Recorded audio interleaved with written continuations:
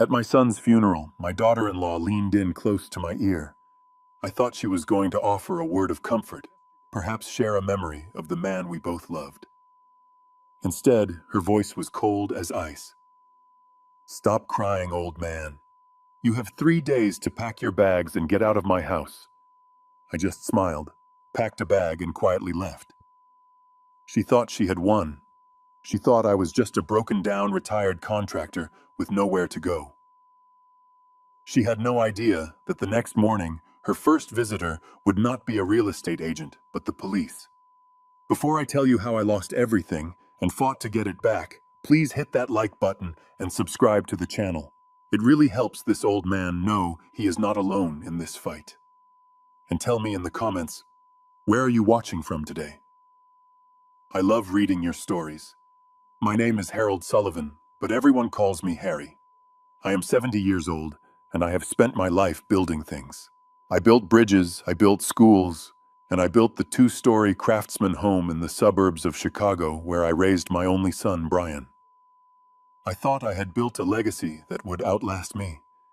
But as I stood in the freezing rain at Oakwood Cemetery, watching the mahogany casket lower into the dark earth, I felt like my entire foundation was crumbling. The rain was relentless. It soaked through my old black wool coat, the one I had bought for my wife's funeral 5 years ago. It mixed with the tears on my face, making them cold and stinging. Brian was only 45. He was strong, healthy, the kind of man who could lift a transmission by himself. He owned a small but successful trucking company. He was a safe driver. He checked his brakes. He checked his mirrors. The police report said he lost control on a dry road and hit a tree. It didn't make sense. None of it made sense. But standing there staring at the wet grass, I didn't have the energy to question it. I just felt a hollow ache in my chest, where my heart used to be. The pastor finished his prayers. He was a young man who didn't know Brian, reciting generic words about peace and a better place. The small crowd began to disperse, rushing toward their cars to escape the weather. I didn't move. I wanted to stay. I wanted to talk to my boy one last time. That was when I felt a presence beside me. I turned, expecting to see a friend, maybe one of Brian's drivers. Instead, I saw Tiffany, my daughter-in-law. She was not crying. In fact, her makeup was flawless. She wore a black designer dress that fit a little too tightly for a funeral, and oversized sunglasses that hid her eyes. She didn't look like a grieving widow. She looked like someone waiting for a bus. Beside her stood Greg. Greg was Brian's best friend, or so he claimed. He was his business partner. He was holding a large black umbrella over Tiffany, shielding her from the rain, while I stood there getting soaked. I looked at Greg. He was wearing a suit that cost more than my truck. His hand was resting on the small of Tiffany's back. It was a gesture that seemed too familiar, too intimate for a man comforting his best friend's widow at the graveside. My gut twisted. I had never liked Greg. He had a smile that didn't reach his eyes, the kind of smile that belongs to a shark. "Harry," Tiffany said. Her voice cut through the sound of the rain. I looked at her, wiping water from my face. "I am so sorry, Tiff," I started to say. "We will get through this. We have to be strong for Leo." Leo was my 8-year-old grandson. He was sitting in the back of Greg's luxury sedan parked on the asphalt path, staring out the window with a face full of confusion and fear. Tiffany stepped closer. She invaded my personal space, the smell of her expensive perfume overpowering the scent of wet earth and lilies. She lifted her sunglasses and looked me dead in the eye. There was no sadness there, only annoyance. "Enough with the performance, Harry," she hissed. Her voice was low, a venomous whisper meant only for me. "You are embarrassing yourself." I blinked, confused. "Performance, my son is dead." "Tiffany, and he left behind a mountain of debt." She interrupted, her tone sharp. "We are drowning, Harry, and I am not going to let you drag me down with you." I didn't understand. Brian's business was doing well. He had just shown me the quarterly reports a month ago. We went fishing on Lake Michigan, just the two of us, And he told me he was finally feeling secure. He talked about expanding. He didn't talk about debt. "What are you talking about?" I asked, my voice trembling. "I am talking about the house," she said. "I have already contacted a realtor. They are coming to take pictures on Monday morning. You have 3 days, Harry. 3 days to pack your junk and get out." I froze. The cold rain was nothing compared to the chill that ran down my spine. Get out. That is my house, Tiffany. I built that house with these 2 hands.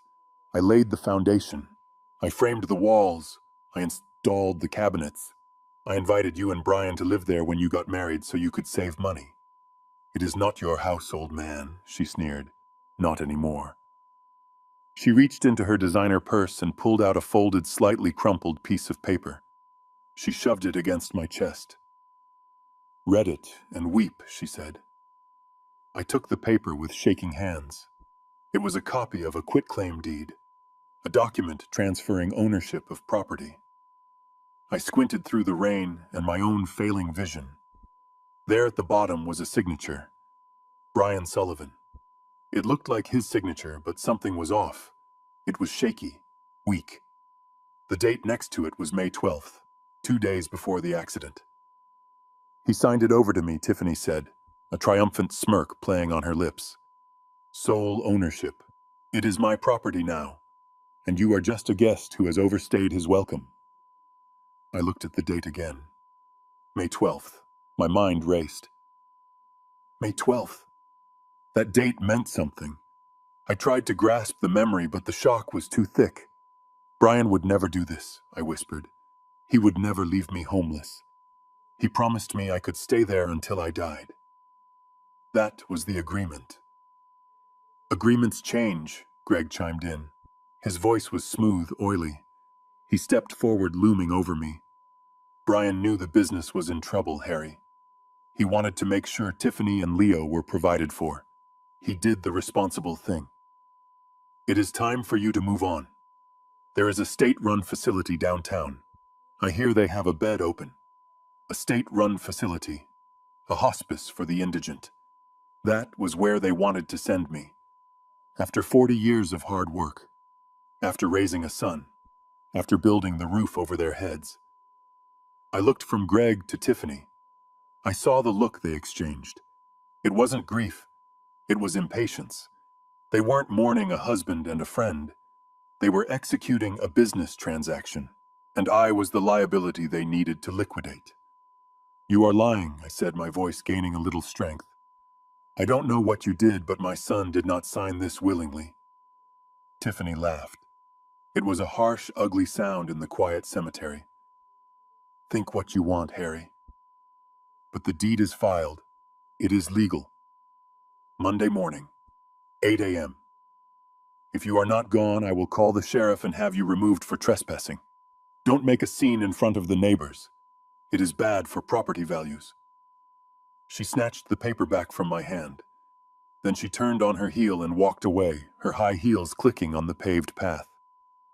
Greg gave me one last pitying look, a look that said, "You have already lost, old man," before turning to follow her.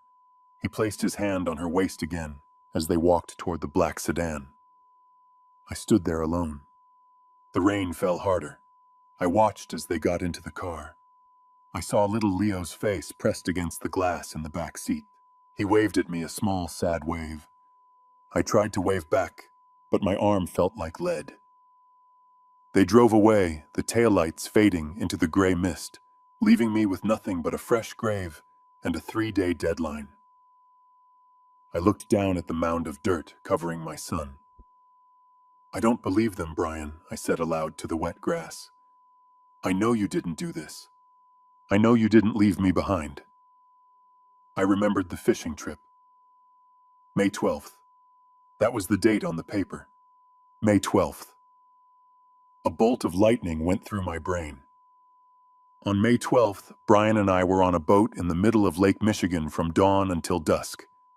There was no cell service. There were no notaries. There were no lawyers. Just me, him, and the fish. How could he have signed a legal document in a notary's office on May 12th when he was sitting next to me on a boat 10 miles offshore? He couldn't. The realization hit me harder than the grief. It wasn't just a betrayal. It was a lie. A clumsy, arrogant lie. They thought I was just a senile old carpenter. They thought I wouldn't remember the dates. They thought I would just roll over and die. My hands clenched into fists at my sides. The sadness began to recede, replaced by a cold, burning anger. It was the kind of anger I hadn't felt since my days in the Marines. It was a focused, dangerous anger. They wanted me to pack my bags. Fine. I would pack my bags, but I wasn't leaving empty-handed, and I certainly wasn't going to a state home. I touched the cold stone of the grave marker one last time. I am going to fix this son, I whispered. I promise you. I am going to take care of Leo, and I am going to make them pay for every single tear. I turned away from the grave and walked toward my old pickup truck. It was rusted and dented, nothing like Greg's shiny sedan, but the engine still purred. I climbed in the heater, blasting against my frozen hands. I had 72 hours. 72 hours to uncover the truth, save my home, and expose the monsters who had taken over my life. I put the truck in gear. The funeral was over. The war had just begun. I pulled my rusted pickup truck into the driveway of the house I had built with my own hands 30 years ago. The engine sputtered and died, leaving a silence that felt heavier than the gray sky above. This two-story Craftsman was not just wood and brick to me. It was a timeline of my life. I knew every shim in the door frames, every copper pipe in the walls, and exactly which floorboard in the hallway creaked if you stepped on it wrong. I walked up the concrete path I had poured the summer Brian turned 10, my keys already in my hand. I just wanted to get inside, take off these wet funeral clothes, and maybe sit in my armchair until the grief became something I could breathe through. I slid my key into the deadbolt of the solid oak front door. It did not turn. I jiggled it, thinking maybe the cold had seized the tumblers, but then I looked closer. The brass was shiny, too shiny. It was brand new. While I was standing over my son's grave, listening to a stranger pray for his soul, they had called a locksmith. They had locked me out of my own life before the dirt on Brian's casket was even dry. A flash of movement caught my eye through the bay window of the living room. I stepped off the porch and peered through the glass, shielding my eyes from the glare. What I saw made my blood boil in my veins. Tiffany was standing in the middle of the room, pointing a manicured finger like a general commanding troops. Greg was there, his suit jacket discarded sleeves rolled up. He was holding one of my flannel shirts, a shirt I had worn for years, and he was stuffing it into a heavy-duty black trash bag like it was hazardous waste. My books, my old military medals, the magazines I kept on the coffee table, they were all being swept into piles on the floor. Then I saw it. On the floor near the fireplace lay a ceramic vase. It was blue with white daisies hand-painted. My wife Martha had made it in a pottery class a year before she died. It was her favorite thing. It was shattered into a dozen pieces, kicked aside to make room for a stack of cardboard boxes. They were erasing us. They were erasing me. And they were erasing the memory of the woman who made this house a home. I did not knock. I did not ring the doorbell. I knew knocking would only give them time to prepare, time to put on their masks. I needed to get in, and I needed to do it now. I walked around to the side of the house, trampling through the azalea bushes that were just starting to bloom. I knelt by the small basement window near the foundation. I remembered installing this window. The latch had a defect, a small misalignment I had meant to fix for years, but never got around to. I pulled a flathead screwdriver from my pocket, a tool I always carried, and wedged it into the frame. With a sharp, practiced twist, the latch popped. I slid the window open and squeezed through, dropping onto the concrete floor of the basement. The smell hit me instantly. Sawdust, motor oil, and the faint, earthy scent of the foundation. This was my sanctuary. My workbench was here, my tools, my life's work. I didn't stop to look at them. I marched toward the wooden stairs that led up to the kitchen, my boots heavy on the treads. I burst through the door at the top of the stairs, startling Tiffany so badly she dropped her phone. "What the hell?" she shrieked, spinning around. Her face was twisted in a mask of shock and rage. "How did you get in here?" Greg dropped the trash bag he was holding and took a step toward me, his chest puffed out. "You are trespassing, Harry!" Tiffany yelled, her voice shrill and piercing. "Get out. Get out right now, or I am calling the police." I ignored her. I walked straight past her into the living room and bent down to pick up a shard of the blue vase. I held it in my hand, the ceramic cold and sharp against my palm. "You broke her vase," I said, my voice dangerously quiet. "It is my house," Tiffany spat back, following me. "I can break whatever I want. And look at you breaking into a widow's home. You are insane." I stood up and faced her. "I am not the guest here, Tiffany. I built this floor you are standing on. I paid for this roof, and you changed the locks while I am burying my son." "Brian is gone, Harry," she snapped, her eyes hard and unfeeling. "And he left me with a mess. Do you have any idea how much debt he was in?" She gestured wildly around the room. "The business was failing. He owed creditors. He owed the bank. He owed everyone. This house is the only thing of value left, and I have to sell it to pay off his mistakes. I have to sell it so Leo and I do not end up on the street." I looked at her, searching for a trace of the truth. Brian was meticulous. He was careful with money. He hated debt. "Show me the papers," I demanded. "Show me the ledger." "I do not have to show you anything," she sneered. "You are not on the deed anymore, remember. You are a liability, Harry, a burden. I cannot afford to take care of you and clean up Brian's mess." She walked over to the kitchen counter and picked up a glossy brochure. She shoved it into my hand. "Here," she said. "I did you a favor. I made some calls. Pleasant Meadows. It is a state-run facility downtown. They have a bed open in the indigent ward. It is where you belong. You will have 3 meals a day and a nurse to change your sheets. That is more than you deserve after breaking in here." I looked at the brochure. Pleasant Meadows. Everyone in town knew it. It was a warehouse for the forgotten, a place where old people went to stare at the walls until they died. It smelled of urine and despair. This was her plan for me, to rot in a state facility while she sold my home and lived off the proceeds. Suddenly a sound cut through the tension. It was a high, thin wail coming from the second floor. Leo. My grandson was crying. It was the terrified, heartbroken cry of a child who has lost his father and now feels his world tearing apart.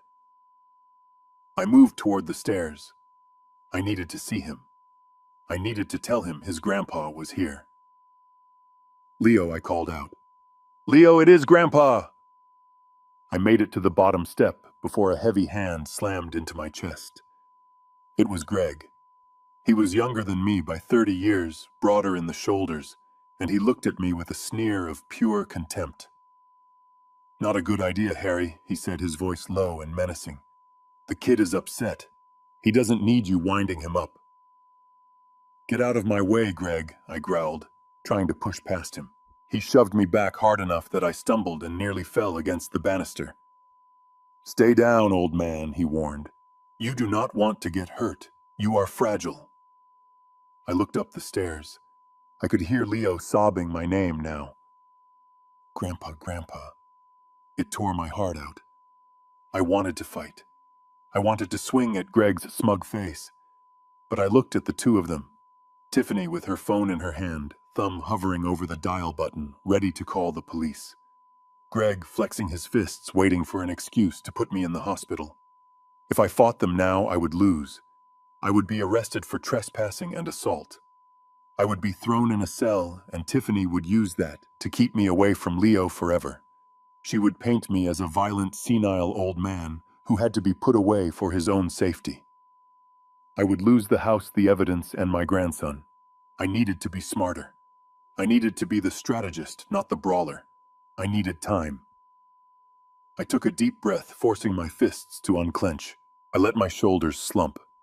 I let the look of defeat wash over my face. I looked down at the brochure in my hand as if I was actually considering it. "Fine," I said, my voice cracking just enough to sound broken. "You win." Tiffany lowered her phone, a smug smile spreading across her face. Finally, she said, "Some common sense." "I cannot fight you," I continued, looking at the floor. "I am tired, Tiffany. I just buried my son. I do not have the energy for this." "Good," Greg said, relaxing his stance but not moving from the stairs. "Then get going." I looked up at them, making my eyes plead. "I will go. I will go to the facility. But please, just give me a little dignity. All my things, my tools, my paperwork, everything I have collected over 40 years is in the garage." Tiffany rolled her eyes. "We are throwing that junk out anyway." "Please," I said softly. "Just give me 1 hour. 1 hour to pack my personal items from the garage. I will take what I can carry, and I will leave the key on the bench. You will never see me again." Tiffany looked at Greg. He shrugged. "Let him take his trash," Greg said. "Saves us the trouble of hauling it to the dump." Tiffany sighed, checking her expensive watch. "1 hour, Harry. 60 minutes. If you are not off the property by then the sheriff gets a call, and stay out of the main house. Use the side door." "Thank you," I whispered, playing the part of the beaten man. I turned and walked toward the side door that led to the garage, clutching the broken piece of pottery in my pocket. I kept my head down until I was out of their sight, but as soon as the door closed behind me, I straightened my back. The old man act vanished. My eyes were dry and clear. I had 1 hour. 1 hour to find the truth Brian had hidden. 1 hour to save my life. I wasn't there to pack clothes. I was there to hunt. I stepped into the garage, and the smell of sawdust and old grease hit me like a physical blow. This was my cathedral. The workbench along the far wall was exactly where I had built it 20 years ago, sturdy enough to hold a truck engine. My tools were hanging on the pegboard outlined in marker, so Brian would know where to put them back. I grabbed an old canvas duffel bag from the shelf and started throwing things in. A set of wrenches, a hammer with a worn wooden handle, my grandfather's level. I was not packing for a move. I was packing for a war, though I did not know exactly what weapons I would need yet. Through the small window in the door that connected the garage to the kitchen, I could see them. They had moved into the dining room. Greg was walking around the table, running his hand along the back of the chairs I had upholstered myself. He looked like a king surveying a conquered kingdom. He walked over to the wine rack in the corner, the one Brian had stocked for special occasions. I watched his hand close around the neck of a bottle of 1998 Silver Oak. That was the bottle Brian was saving for his 50th anniversary. He was going to drink it with Tiffany when they were old and gray. Greg popped the cork with a casual, sickening pop and poured the dark red liquid into 2 glasses, filling them to the brim like it was cheap soda. He handed one to Tiffany. She took it, clinked her glass against his, and laughed. That laugh was the final straw. It was the sound of my son being erased. I knew I had to move fast. They were distracted by their celebration.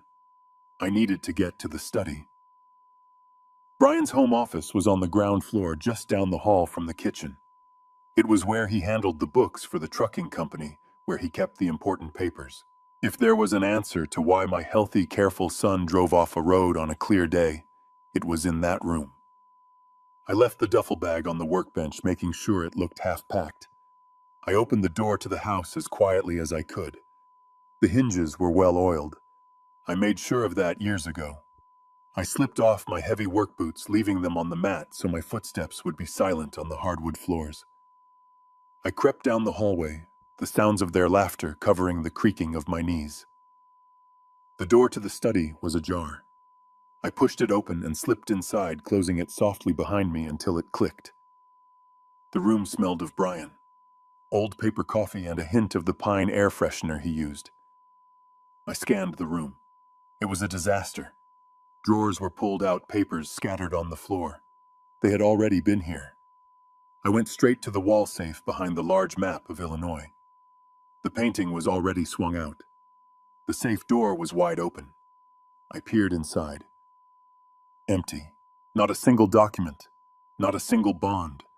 Not even the emergency cash Brian always kept there. Tiffany and Greg had been thorough. They had stripped the carcass clean. Panic started to rise in my throat. If they had the papers, if they had the proof of whatever they were doing, then I was dead in the water. I leaned against the heavy oak desk, trying to think. Brian was smart. He knew Tiffany liked to spend money. He knew she snooped. If he had something he truly wanted to protect, he would not put it in the safe she knew the combination to. Think, Harry, think. Where did he hide things? A memory flashed in my mind. 35 years ago, Brian was 10. He had stolen a pack of baseball cards from the drugstore. I had caught him, of course. I made him return them and apologize, but before I found them, he had hidden them so well I almost missed them. He had pried up a loose piece of parquet flooring in the corner of his bedroom, right under the radiator. He told me later, "Dad, nobody looks under the floor because everyone looks at the walls." I looked at the corner of the study behind the heavy leather armchair. There was a radiator there, just like in his old room. It was a long shot. It was the desperate hope of an old man clinging to a ghost. But it was all I had. I dropped to my knees, ignoring the sharp pain in my joints. I crawled behind the chair. The floor here was original oak laid in a herringbone pattern. I ran my fingers along the seams of the wood, pressing down, feeling for movement. The first three were solid. The fourth one, right against the baseboard, gave slightly. My heart hammered against my ribs. I pulled a small pocket knife from my trousers. I wedged the blade into the thin gap between the slats and leveraged it up. The wood groaned a low protest that sounded like a gunshot in the quiet room. I froze, listening. From the dining room I heard Greg's booming voice. "To the future, babe. To Italy." They hadn't heard. I applied more pressure. The slat popped up. I looked into the dark cavity between the joists. It was filled with dust and insulation, but resting on top of the gray fluff was a thick manila envelope. It was sealed with heavy-duty packing tape. I reached in and grabbed it. It felt heavy, solid. I didn't open it. I didn't have time. I shoved the envelope inside my flannel jacket, pressing it flat against my chest. I pushed the wood slat back into place and stomped on it with my sock-clad foot to seat it. Bam! Bam! Bam! The pounding on the study door made me jump. "Harry!" It was Tiffany. Her voice was muffled but angry. "What are you doing in there? You are supposed to be in the garage." I scrambled to my feet, smoothing down my jacket. I looked around wildly. I couldn't look like I was snooping. I grabbed a framed photo from the desk. It was a picture of Brian and me at a Cubs game 10 years ago. We were both laughing, holding hot dogs. I opened the door. Tiffany was standing there, her face flushed from wine and irritation. Greg was right behind her, looming in the hallway. "I asked you a question," she snapped. I held up the picture frame, my hands shaking slightly. "I just wanted this," I said, my voice thick with feigned emotion. "I just wanted a picture of my son. Is that okay? Or is that your property too?" Tiffany looked at the photo, then at me. Her eyes narrowed, scanning my face, looking for a lie. I slumped my shoulders, letting the exhaustion and grief take over my posture. I tried to look like a beaten dog. "Take it," she said, waving her hand dismissively. "Just take it and go. Your hour is up." I nodded. I walked past them, clutching the photo to my chest with one hand, the other arm holding the hidden envelope tight against my ribs. I went back to the garage, shoved the photo into the duffel bag, and zipped it up. I put my boots back on my fingers, fumbling with the laces.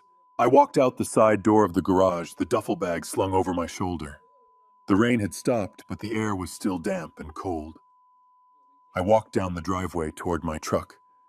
I stopped at the edge of the property. I couldn't leave without doing one thing. I turned and looked up at the second-floor window. Leo's room. The curtains were drawn, but a small hand had pulled one side back. I saw his face, pale, tear-streaked, pressed against the glass. He was watching me leave. He looked so small, so alone. I raised my hand and placed it over my heart. I tapped my chest twice. It was our secret signal. It meant I love you and I am here. He didn't move. He just watched. I climbed into my truck and started the engine. As I pulled away from the curb, I looked in the rearview mirror. I saw Greg standing on the front porch, arm around Tiffany, watching me go. They thought they had won. They thought they had cleared the board. I touched the envelope inside my jacket. It was warm against my skin. "You have no idea what you just started," I whispered to the reflection in the mirror. I drove toward the highway, leaving my home behind. But I wasn't driving away. I was driving toward the truth, and God help anyone who stood in my way. I pulled into the parking lot of the Motel 6 off the interstate, just as the sun began to set behind a wall of gray clouds. The neon sign out front was buzzing with a dying flicker, casting a sickly yellow light over the cracked asphalt. I paid for the room with cash, $49 a night, plus tax. The clerk, a young kid with headphones around his neck, didn't even look up from his phone as he slid the key card across the counter. He didn't care who I was. To him, I was just another old man checking into a cheap room on a Friday night, probably passing through to nowhere. The room smelled of stale cigarette smoke and industrial cleaner, a scent that sticks to your clothes and never really leaves. The carpet was a shade of brown that was designed to hide stains, and the bedspread looked like it had been there since the Reagan administration. I locked the door behind me, engaging the deadbolt and the chain. I closed the curtains tight, shutting out the world. I placed the canvas duffel bag on the bed and pulled out the thick manila envelope I had pried from the floorboards of my son's study. My hands were trembling, not from the cold, but from a mixture of adrenaline and dread. Tiffany had told me Brian died drowning in debt. She said the business was under, that the house was the only asset left to save her and Leo from ruin. I sat down at the small wobbly round table near the window and turned on the single lamp. The light was dim, casting long dancing shadows against the peeling wallpaper. I reached for my pocket knife and slit the heavy-duty packing tape sealing the envelope. I took a breath, holding it in my chest like I used to do before diving underwater to fix a pier piling. I reached in and pulled out the stack of papers. I expected to see red ink. I expected foreclosure notices, final demands from banks, credit card statements with astronomical balances. I expected to see the proof of my son's failure, the evidence that justified Tiffany throwing me out into the rain. But the first document on top wasn't a bill. It was a policy declaration from a major life insurance company. I put on my reading glasses, the ones I had bought at the drugstore, because I was too stubborn to go to the optometrist. I scanned the page. Policy number 45922, insured Brian Sullivan. Effective date April 24th. My breath hitched. April 24th. That was 3 weeks before the crash. That was less than a month ago. I let my eyes drift down to the coverage amount. I expected maybe $100,000, enough to cover funeral costs and maybe pay off a truck. $2,500,000. I blinked, rubbing my eyes, thinking the dim light was playing tricks on me. I looked again. There were 6 zeros. $2.5 million. My son wasn't broke. He hadn't died leaving his family in the gutter. He had secured a fortune just weeks before his death. But why did Tiffany say he was in debt? Why the urgency to sell the house for cash? I turned the page to the beneficiary designation. This was the section that usually listed the spouse. In a standard policy, it would say Tiffany Sullivan 100%. It didn't. Primary beneficiary, the Sullivan Family Trust. Trustee Harold Sullivan. The room spun. I had to grip the edge of the table to keep from falling out of the chair. The Sullivan Family Trust. I remembered Brian mentioning a trust years ago when Leo was born, something to set aside money for college, but I thought it was just a savings account. I didn't know he had reactivated it. I didn't know he had made me the trustee. This meant Tiffany couldn't touch a dime of this money. Not directly. The insurance payout wouldn't go to her personal account to fund her trips to Italy or buy Greg's expensive suits. It would go into a trust managed by me, specifically for the care and education of Leo. If Tiffany knew about this, she would be furious. But looking at her actions over the last 3 days, the way she claimed poverty, the way she was rushing to sell the house, I realized something terrifying. She didn't know. Or maybe she suspected, but she hadn't seen the paperwork. I dug deeper into the envelope. Behind the insurance policy, there were printed emails. They were correspondences between Brian and a lawyer named Sarah Jenkins. I knew Sarah. I had fixed the roof of her office building 2 years ago in exchange for her reviewing some contracts for Brian. She was a good kid, sharp as a tack. I started reading the emails, and with every line, the image of my son's happy marriage disintegrated like ash in the wind. Email dated May 1st. Subject: divestment and protection. Sarah Bryan wrote, "I found the transfers. You were right. Tiffany has been siphoning money from the company accounts into a shell corporation registered in the Caymans. She thinks I don't check the vendor list, but I saw the invoices for consulting services that never happened. It is over $200,000 in the last 6 months alone." I felt a wave of nausea. Tiffany wasn't just spending money. She was stealing it. She was embezzling from her own husband's company. I read the next email dated May 10th, 4 days before he died. "Sarah, it is worse than I thought. I checked the phone records. She and Greg aren't just talking business. There are hundreds of calls late at night. I found a hotel receipt in the glove box of his car when we swapped vehicles for a job. They are planning something. I heard her on the phone yesterday talking about liquidating assets. I need to secure everything for Leo. I signed the new insurance policy today, and I named Dad as the trustee. Do not tell Tiffany. If she knows I cut her out, she will burn the house down. I am going to confront her after the weekend fishing trip with Dad. I want one last peaceful weekend before the storm hits." My hand shook so violently, the paper rattled. Brian knew. He knew everything. He knew his wife was a thief. He knew his best friend was a snake. He was planning to divorce her. He was planning to protect Leo and me. And he was going to confront her after our fishing trip. The fishing trip was on May 12th, the day she claimed he signed the house over to her. The pieces of the puzzle slammed together in my mind, forming a picture so ugly I wanted to look away, but I couldn't. Tiffany didn't kick me out because she hated me. She didn't kick me out because the house was too small. She kicked me out because she needed to control the narrative. She lied about the debt to justify selling the house immediately. She needed cash fast. If she sold the house before the insurance company processed the claim, she would have liquid assets to run with. But there was a bigger reason she needed me gone. The mail. The insurance company would send the notification of death benefits to the trustee. To me. At my address. If I was sitting in my living room when that letter arrived, I would know everything. I would know about the $2.5 million. I would know I controlled it. And I would stop her.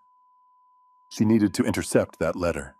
She needed to be the one to open the mailbox. She needed me in a state facility or on the street, unreachable and discredited, so she could forge my signature on the insurance claim, just like she forged Brian's signature on the house deed. She wasn't just a grieving widow making hard choices. She was a predator. She was trying to steal my son's legacy, my grandson's future, and vanish before anyone realized the money wasn't hers. I looked at the date on the last email again. May 10th. He was going to confront her after the weekend. He never got the chance. He died on Tuesday, May 14th. The accident. The lost control on a dry road. A cold sweat broke out on my forehead. Brian was meticulous. He checked his trucks every morning. He wouldn't just lose control. Not Brian. I thought about Greg. Greg, who was a mechanic before he put on a suit and pretended to be a businessman. Greg, who had access to Brian's trucks. Greg, who was sleeping with my son's wife and planning a life in Italy with stolen money. This wasn't just fraud. This wasn't just embezzlement. I looked at the papers spread out on the cheap motel table. This was a motive for murder. They killed him. The thought whispered in my mind, then screamed. They killed my son for the money, and they didn't know he had changed the beneficiary. They killed him thinking they would get everything, and now they were scrambling because the walls were closing in. I stood up and paced the small room. My anger was no longer a burning fire. It was a cold, hard block of ice in my gut. They thought I was a senile old man. They thought I was a nuisance to be discarded. They had no idea. I went to the sink and splashed cold water on my face. I looked at myself in the mirror. My eyes were red-rimmed, my face lined with 70 years of sun and wind. But the man looking back at me wasn't defeated. He was a father. He was a Marine. And he was the trustee of a multi-million-dollar estate. I wasn't going to let them win. I wasn't going to let them take the house. I wasn't going to let them take the money. And I sure as hell wasn't going to let them get away with what they did to Brian. I walked back to the table and gathered the papers. I put them back in the envelope and slid it under the mattress. Then I sat on the edge of the bed and pulled out my flip phone. It was old, but it worked. I dialed a number I hadn't called in years, but I knew it by heart. Sarah Jenkins, attorney at law. It was late past midnight, but I knew Sarah. She worked late. The phone rang 3 times. Hello, a tired female voice answered. Sarah, I said, my voice steady and low. This is Harry Sullivan, Brian's dad. Harry, she said, her voice instantly waking up. Oh my God, Harry. I heard about the accident. I am so sorry. I tried to call the house, but the number was disconnected. Yeah, I said. I am not at the house. I need your help, Sarah. And I need you to listen very carefully, because what I am about to tell you is going to sound crazy. But I have the papers to prove it. I told her I had the emails. I told her about the insurance policy. I told her about the eviction. When can you meet me? She asked, her lawyer instincts taking over. First thing in the morning, I said. But Sarah, before we meet, I need you to check something for me. I need you to check the county records for a quitclaim deed filed on May 12th for my address. I will do it right now, she said. I hung up the phone. I lay back on the lumpy mattress, staring at the water stains on the ceiling. I wasn't going to sleep tonight. I was going to plan. They gave me 3 days to leave. I had used 1 day to find the truth. I had 2 days left. 2 days to turn their trap back on them. Tiffany wanted a war. She wanted me to disappear. Well, I was going to disappear, all right. I was going to become her worst nightmare. I was going to be the ghost that haunted her until justice was served. I closed my eyes and saw Brian's face. I got you, son, I whispered into the darkness. I got you. The coffee from the motel lobby tasted like battery acid, but it did the job. It kept my eyes open as I drove downtown to the brick building where Sarah Jenkins had her law practice. The sun was just starting to burn through the morning fog, casting long shadows across the city streets. I parked the truck 2 blocks away to avoid paying for the garage, clutching the manila envelope against my chest like a shield. Sarah's office was on the 2nd floor above a dry cleaner. I walked up the stairs, the smell of steam and chemicals following me. When I opened the door, Sarah was already there, sitting behind a desk, buried under stacks of files. She looked up, her eyes widening when she saw me. I probably looked like hell.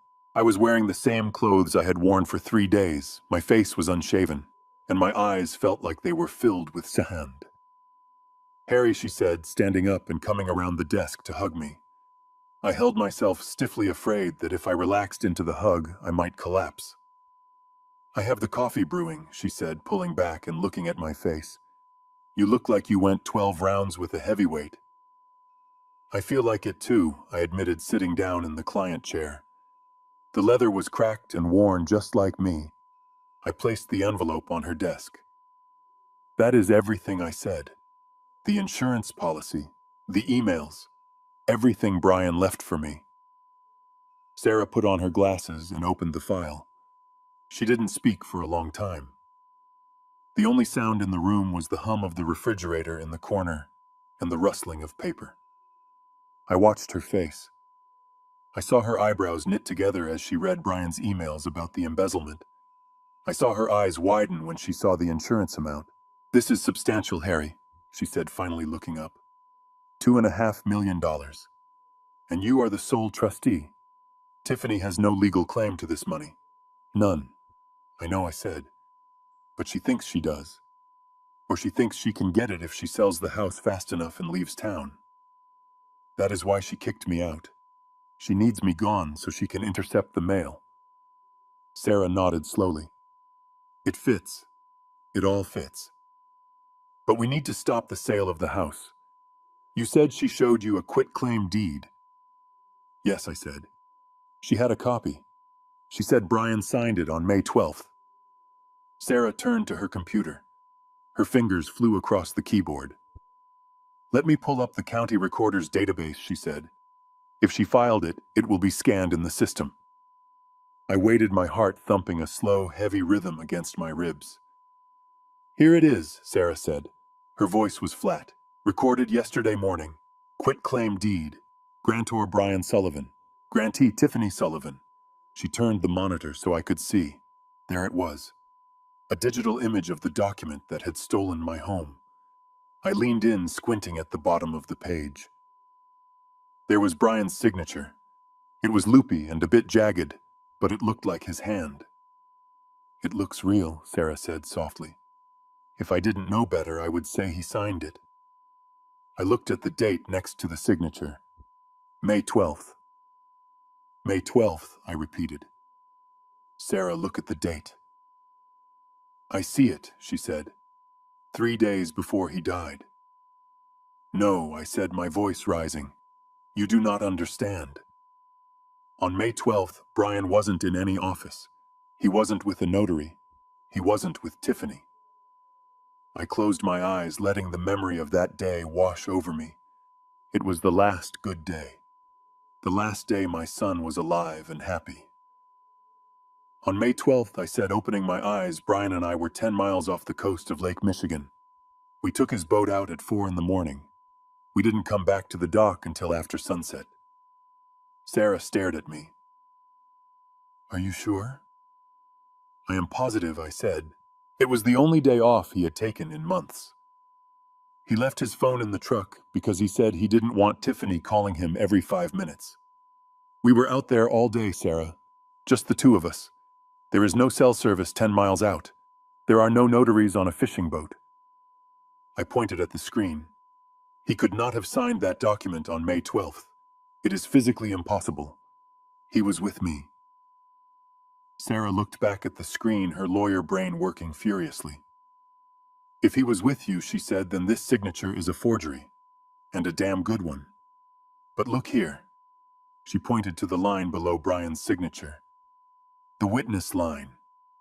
Witnessed by Gregory P. Vance," she read. "Greg," I spat the name out. "Of course." "Greg is the witness," Sarah said. "And look at the notary stamp. It belongs to a notary in a strip mall 3 towns over. I bet if we dig, we will find a connection between Greg and that notary." "So we have them," I said, feeling a surge of hope. "We can prove it is fake." Sarah leaned back in her chair, taking off her glasses. She rubbed the bridge of her nose.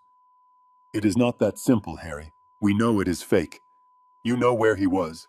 But in a court of law, it is your word against a notarized legal document." "What do you mean?" I asked. "I am his father. I was with him.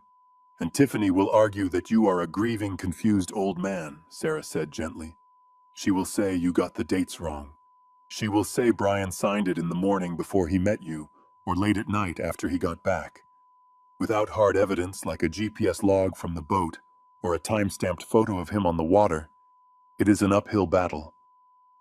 I slammed my hand on the desk. So they just get away with it. They steal my house, they kill my son, and I can't do anything because of a stamp. No, Sarah said firmly. We can fight this. We can hire a forensic document examiner. They can analyze the ink, the pressure of the pen. If we can get the original document, we can prove the ink isn't from May 12th. Or we can prove the signature was traced. But that takes time, Harry. Weeks. Maybe months. I don't have months, I said. I have 2 days. She is selling the house on Monday. If she sells it to an innocent buyer, getting it back will be a nightmare. And once she has the cash, she is gone. She is going to Italy, she told Greg. Sarah sat forward. Then we file an emergency injunction, she said. We go to a judge today. We show the insurance policy, the emails, your affidavit about the fishing trip. We can get a temporary restraining order to stop the sale. I thought about it. An injunction. A court order. It was the civilized way. It was the legal way. But then I thought about Greg. I thought about the cut brake line. I thought about the gun I knew he kept in his glove box. If we file an injunction, I said slowly, Tiffany will know. She will know I have the insurance papers. She will know I am onto them. Yes, Sarah said. But it stops the sale. And it warns the rats, I said. If they know I am coming for them legally, they will destroy everything else. They will burn the other evidence. They will take the money they have already stolen and disappear. They might even hurt Leo to leverage me. I looked at the picture of the quitclaim deed on the screen. It was a weapon. They had used the law as a weapon against me. I cannot tip my hand, Sarah, I said. I cannot let them know I have the power. I need them to think I am defeated. I need them to think they have won. Harry, what are you thinking? Sarah asked, her voice laced with concern. I need them to confess, I said. I need them to say it out loud. I need undeniable proof that they forged this deed and that they killed Brian. That is dangerous, Sarah warned. These people are desperate. If they killed Brian, they won't hesitate to hurt you. I am not afraid of them, I said. And for the first time in days, I meant it. I am 70 years old. I have lived my life. My son is dead. I have nothing left to lose except my grandson. I stood up. Don't file the injunction, Sarah. Not yet. Harry, you are taking a huge risk, she said. If the house sells, let it sell, I interrupted. Or let them think it is selling. I am going back there. Back to the house, she asked. Yes, I said. Tonight is Saturday. The deadline is Monday morning. They will be celebrating. They will be careless. I reached into my pocket and pulled out my flip phone. I am going to get the proof, Sarah. I am going to get them on tape. And when I do, I will send it to you. You be ready to call the cavalry. Sarah looked at me. She saw the set of my jaw, the look in my eyes. She knew she couldn't stop me. She nodded. Be careful, Harry, she said softly. Please. I picked up the manila envelope. I am not leaving this here, I said. It is too dangerous. I walked to the door. Harry. Sarah called out. I turned. Make them pay, she said. I nodded. I intend to. I walked out of the office and down the stairs. The morning sun was fully up now, but the world still felt dark. I had a plan. It was a crazy, dangerous plan. I was going back into the lion's den. I was going back to the house that was no longer mine to face the people who had taken everything from me. But this time I wasn't going as a victim. I was going as a ghost. I was going to haunt them until they screamed the truth. I climbed into my truck. I needed supplies. I needed wire cutters. I needed recording equipment. I needed to become the mechanic again, the man who understood how to fix broken things. And my family was broken. I drove toward the hardware store. The clock was ticking. 48 hours left. And every second counted. I drove to the municipal impound lot on the edge of town, where the city stored the wreckage of lives interrupted by bad luck and bad decisions. The chain-link fence was topped with razor wire that glinted in the afternoon sun, guarding rows of twisted metal and shattered glass. I knew the man who ran the gate. His name was Frank, a retired cop I had built a deck for 10 years ago. We had stayed in touch over cheap coffee and complaints about our aching backs. I parked my truck outside the gate and walked up to the booth.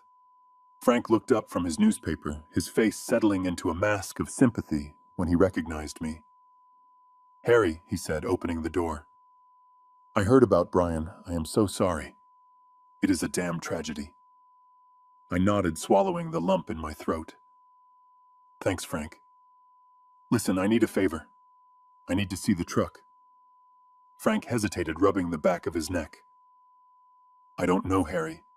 It is part of an open investigation, technically. And honestly, you don't want to see it." "It is bad. I need to see it, Frank," I said, my voice hard.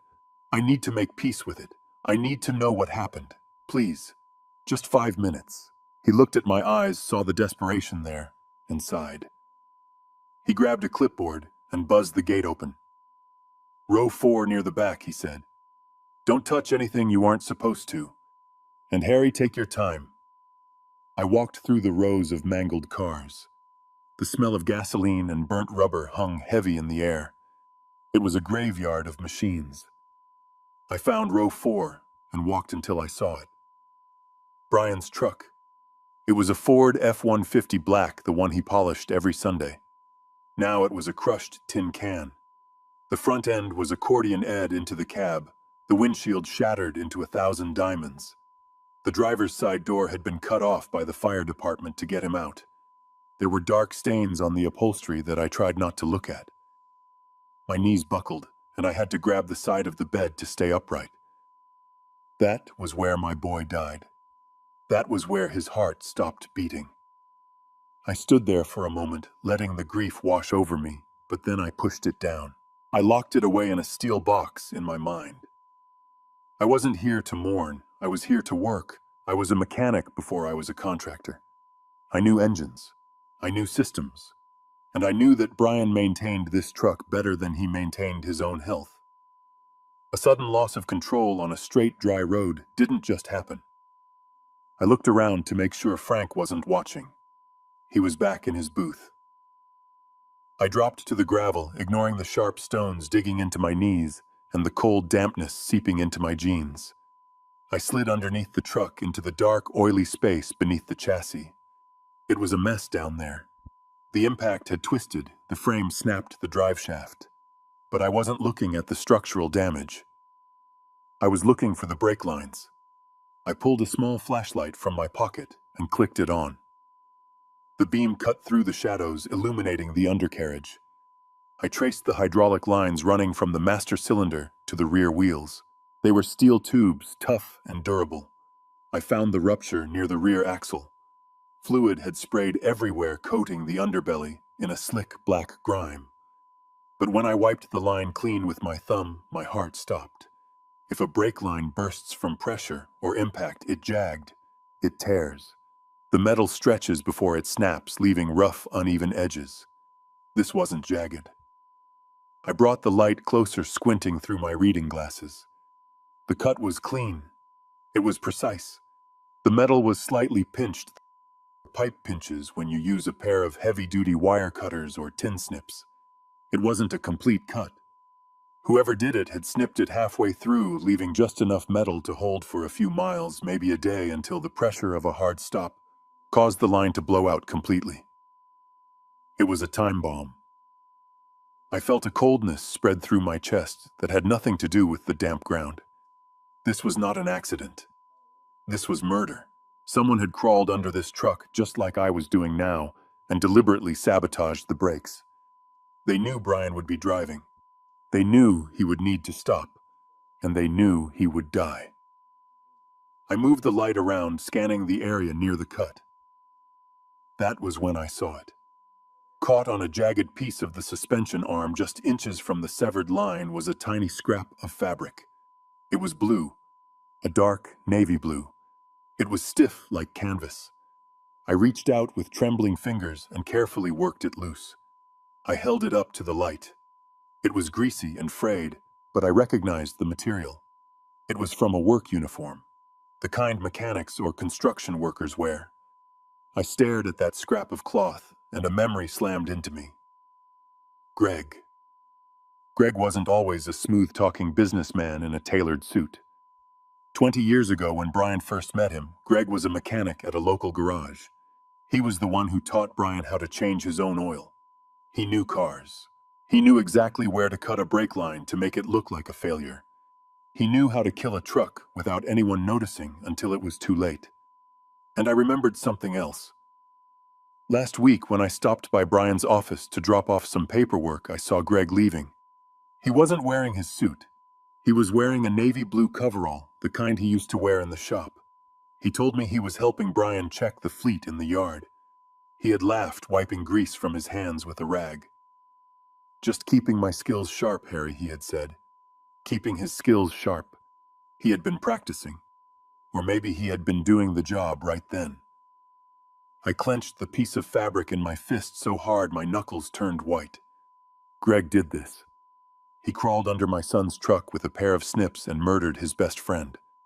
And Tiffany knew. She had to know. The phone calls, the insurance policy, the rush to sell the house. It was all part of the same bloody plan.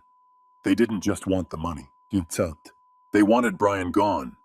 They wanted him erased so they could live their fantasy life in Italy on his grave. I crawled out from under the truck, my body shaking, with a rage so intense it made my vision blur. I stood up and brushed the gravel from my clothes, but I couldn't brush off the feeling of death. I looked at the twisted metal of the cab one last time. "I know what happened, son," I whispered. "I know who did this to you." I put the piece of blue fabric into the small plastic bag where I kept my heart medication and shoved it deep into my pocket. This was evidence. It might not be enough to convict them yet, but it was enough for me. It was the confirmation I needed to take the gloves off. I walked back to the gate. Frank came out of the booth. "You okay, Harry?" he asked, looking at my pale face and the grease on my jacket. "No, Frank," I said, my voice sounding like gravel grinding together. "I am not okay. But I have seen enough." I walked to my truck. I didn't just have a plan anymore. I had a mission. I wasn't just fighting for a house or a bank account. I was fighting a homicide. I drove away from the impound lot. The image of that clean cut in the brake line burned into my retinas. Greg was a mechanic. He thought he was smart. He thought he knew how machines worked. But he forgot one thing. I was a mechanic too. And I knew how to take things apart. I was going to take apart his life piece by piece until there was nothing left but the truth. I checked the time. Saturday afternoon. They would be at the house. They would be comfortable. They would be careless. It was time to go home. It was time to set the trap. I parked my truck 3 blocks away, tucked behind a line of overgrown hedges that bordered the community park. It was a Saturday night, and the neighborhood was quiet, the kind of silence that feels heavy before a storm. I sat in the darkness of the cab, watching the digital clock on the dashboard tick past 8, then 9. I knew their schedule. I knew they would be celebrating. Tiffany had practically broadcast it when she told me the buyers were coming on Monday. They were going out to toast their victory, to drink expensive champagne paid for with my son's blood money. Sure enough, at 9:30, the garage door opened. Greg's sleek black sedan backed out, the taillights cutting red streaks into the night. I watched through my binoculars as Tiffany got into the passenger seat. She was wearing a shimmering silver dress, laughing at something Greg said. They looked like a couple going to prom, not 2 people who had just buried a husband and a friend. As they drove away, leaving my house dark and silent, I felt a surge of cold determination. They were going out to celebrate their new life. I was going in to ensure they never got to live it. I waited 10 minutes to be sure they weren't coming back for a forgotten phone or wallet. Then I moved. I didn't walk down the sidewalk like a visitor. I moved through the backyards, stepping over low fences and skirting around motion sensor lights. I knew every yard in this neighborhood because I had helped build half of these fences. I reached the perimeter of my own property, the place I had called home for 3 decades. It felt alien, now hostile territory occupied by enemy forces. I approached the utility box on the side of the garage. This was the nerve center for the security system I had installed myself 2 years ago. Brian had wanted it for peace of mind. I opened the panel using a thin shim to bypass the lock. The wiring was complex, a spider web of red and black, but I didn't need a diagram. I traced the feed for the external cameras. I didn't want to cut the power to the whole house. That would reset the clocks and alert them that the power had gone out. I just needed to blind the eyes watching the yard. I used my wire cutters to snip the coaxial cables for the 4 perimeter cameras, then quickly stripped and twisted a small loop of wire across the terminals to trick the system into thinking the circuit was still closed. No alarm would sound. The monitors inside would just show static or a frozen image, and they were too drunk on arrogance to check the feeds tonight. I left the internal cameras live. I needed them. I needed to see what they did when they thought they were alone. Now came the hard part. I couldn't go in through a door or window. Even with the cameras down the door, sensors were active, and I didn't have the code to bypass the silent alarm that dialed the police. I had to go in a way they wouldn't expect. I had to go in through the roof. I went to the back of the house where the trellis rose to the second-story eaves. I had built that trellis for Martha's climbing roses. Now it was my ladder. I tested my weight on the first rung. The wood groaned but held. I began to climb. My 70-year-old joints screamed in protest. My bad knee, the one I blew out on a job site in '98, throbbed with every step. But I grit my teeth and pulled myself up hand over hand, smelling the faint scent of dried roses and rain. I reached the roofline and hauled myself over the gutter, rolling onto the asphalt shingles. I lay there for a moment, breathing hard, looking up at the stars. I was an old man breaking into his own house like a cat burglar. If it weren't so tragic, it would be funny. I crawled across the rough surface of the roof to the chimney. Next to it was a mushroom-shaped vent for the attic fan. I pulled a cordless drill from the bag slung across my back. I removed the screws securing the vent cover, working by touch in the dark. I lifted the metal cap and set it aside. The hole was tight, barely 18 inches wide, but I had stayed lean. I lowered my legs into the black void of the attic, feeling for the rafters with my feet. I found a beam and dropped down, pulling the bag in after me. The attic was stifling, smelling of fiberglass insulation and dry dust. It was pitch black. I clicked on a small penlight, holding it in my teeth. I had to move carefully. One wrong step, and my foot would punch through the drywall ceiling below, alerting the whole neighborhood. I walked along the joists, balancing like a tightrope walker, moving toward the center of the house. I stopped directly over the living room. I scraped away the loose insulation, exposing the top side of the plasterboard ceiling. I opened my bag and took out a long, thin drill bit. I positioned it carefully, estimating where the large crystal chandelier hung in the room below.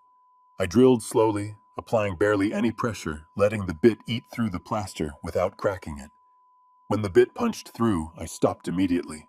I pulled a fiber optic wire from my kit.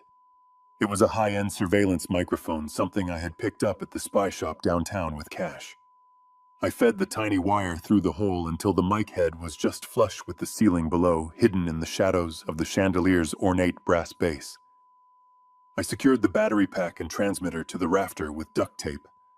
I turned it on and saw the tiny red LED blink once. It was live. Next, I moved to the area above the master bedroom. My bedroom. The room where I had slept next to my wife for 40 years. Now Tiffany and Greg were sleeping there. The thought made bile rise in my throat. I navigated the rafters until I was over the center of the room. I knew there was a smoke detector mounted on the ceiling there. I had changed the battery myself 6 months ago. I carefully cut a small square in the drywall, right next to the electrical box for the detector. I reached down through the hole, unscrewing the detector from above. I pulled it up into the attic. I replaced it with a duplicate I had prepared in the motel room, a smoke detector, that looked identical, but housed a wide-angle camera lens and a high-gain microphone. I wired it into the house's power supply so it would never run out of battery. I pushed it back down into the hole and screwed it into the mounting bracket from above, sealing the edges with a bit of putty to hide the seams. I checked the receiver on my phone. The image flickered to life. I saw my bed. I saw the dresser where Martha's jewelry box used to sit. The room was empty, the bed unmade. It was a violation to look, but they had violated my home first. I was just taking it back. I checked my watch. 1:45 in the morning. They would be back soon. The bars closed at 2. I needed to get out. I retraced my steps to the vent opening. Climbing out was harder than getting in. I had to hoist my body weight straight up through the hole. My arms shook. My shoulders burned. I scrabbled for purchase on the roof shingles, kicking my legs until I flopped out onto the cool night air like a landed fish. I replaced the vent cover, screwing it down tight. I slid down the roof to the trellis and climbed down my boots, slipping on the dew-slicked wood. I hit the ground and froze. Headlights swept across the trees at the end of the block. A car was turning onto the street. I pressed myself into the shadows of the azalea bushes, my heart hammering against my ribs like a trapped bird. The car moved slowly, prowling down the street. It was the black sedan. Greg. I was trapped in the backyard. If I ran to the street now, they would see me in the headlights.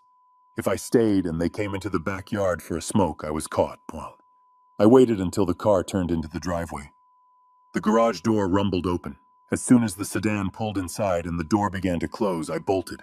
I sprinted across the neighbor's lawn, vaulting the low chain-link fence with an agility I didn't know I still possessed. I cut through the park, my breath coming in ragged gasps, my chest burning.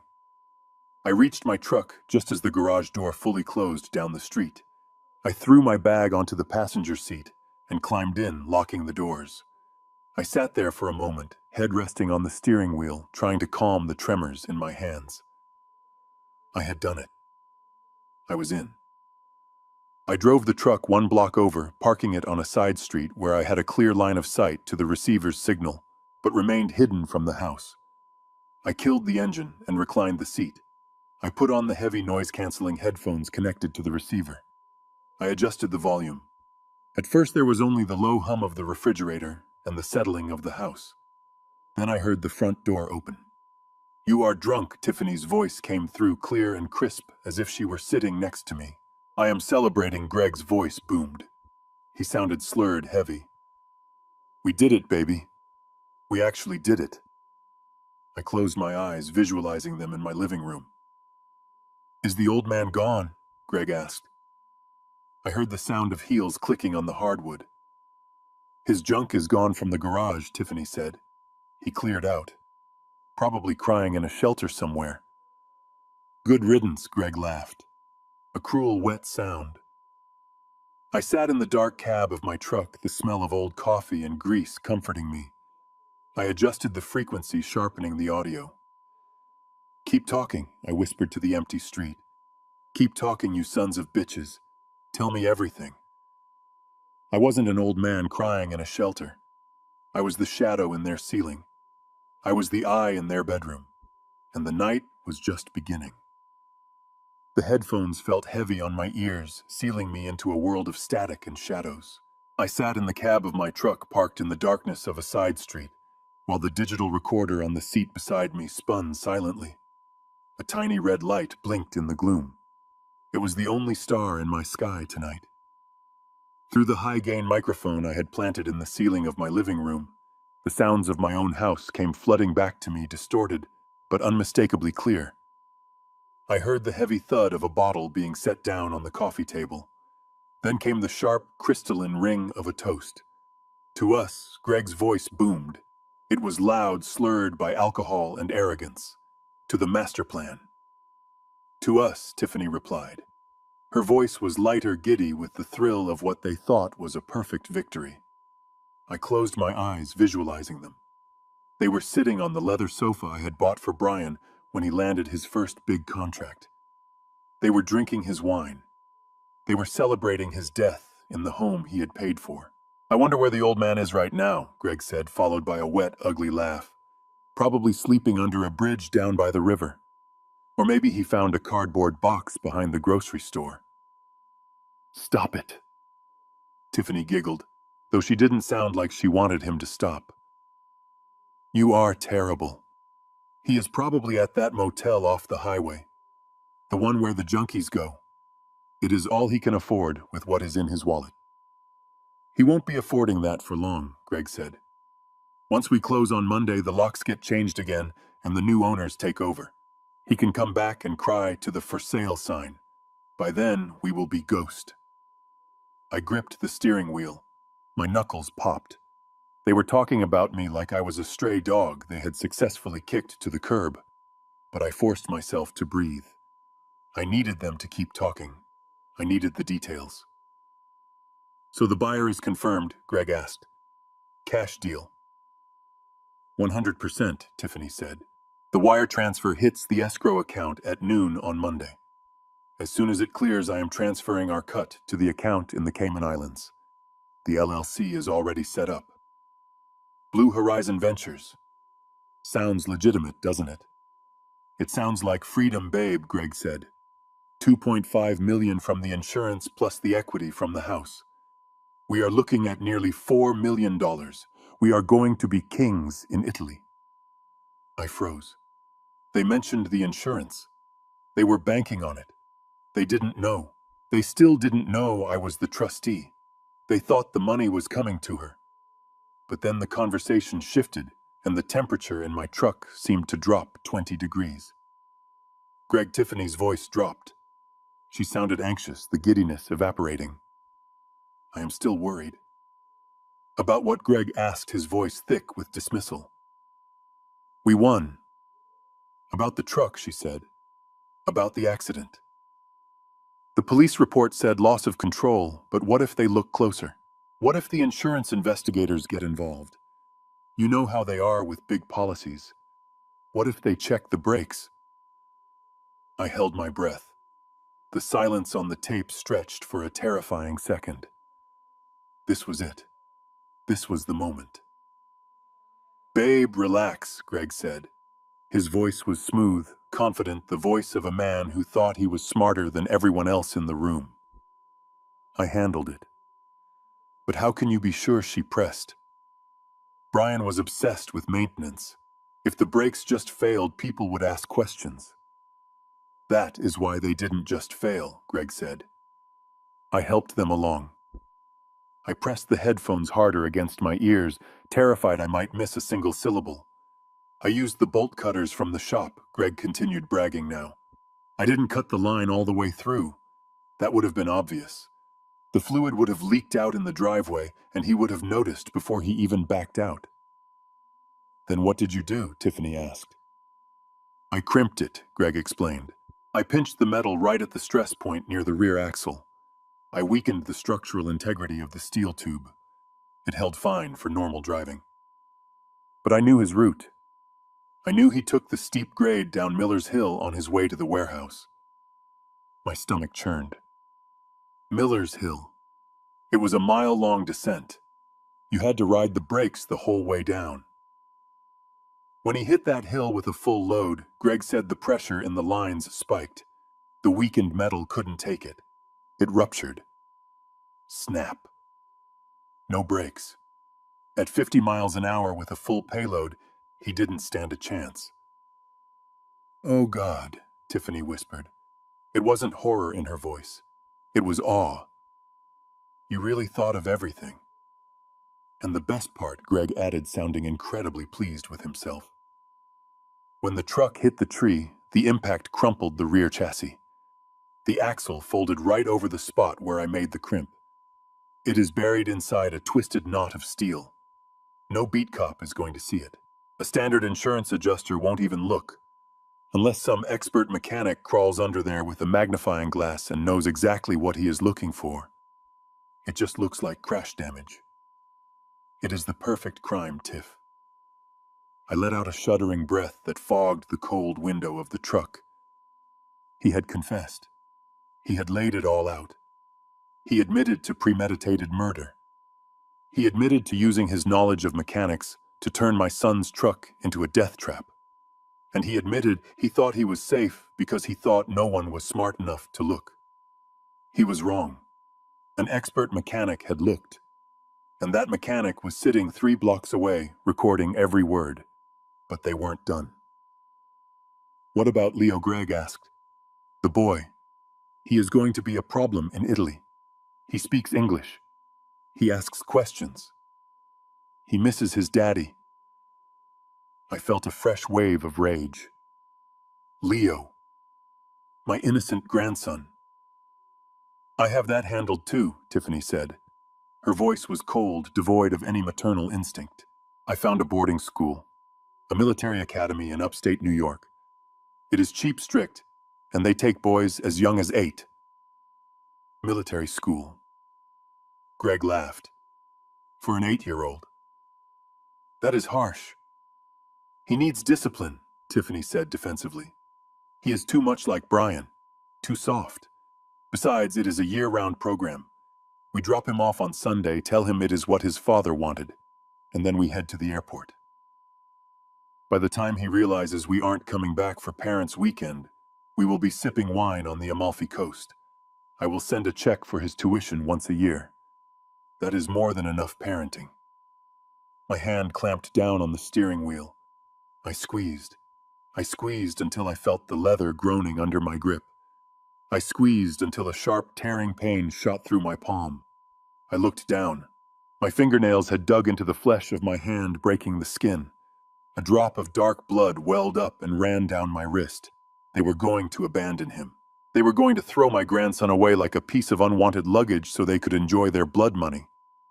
We are free, Greg said. We are rich and we are free. To us. To us, Tiffany echoed. I reached over and stopped the recording. I saved the file. Then I backed it up to the cloud. Then I emailed a copy to Sarah. I took the headphones off. The silence in the truck was deafening. My hand was throbbing, the blood sticky on my skin. I didn't wipe it off. I wanted to feel it. I wanted the pain. It focused me. I looked through the windshield at the dark street. They were celebrating in my house. They were drinking my son's wine. They were planning to discard my grandson. They thought they were gods. They thought they were untouchable. I looked at the blood on my hand. You are not gods, I whispered. You are just criminals, and you just gave me the hammer I need to smash your world into pieces. I started the truck. The engine roared to life, a low, angry growl that matched the feeling in my chest. I didn't drive toward the house. Not yet.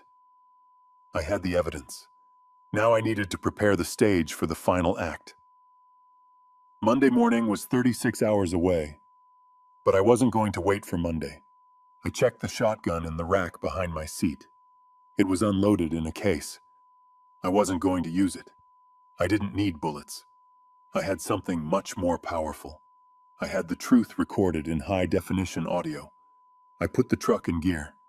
The hunt was over. It was time for the slaughter. Sunday morning broke with a sky so blue it felt like an insult.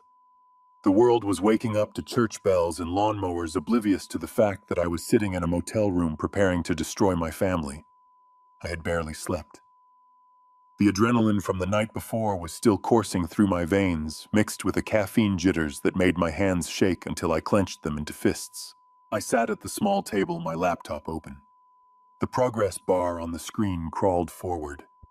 98%. 99. Sent.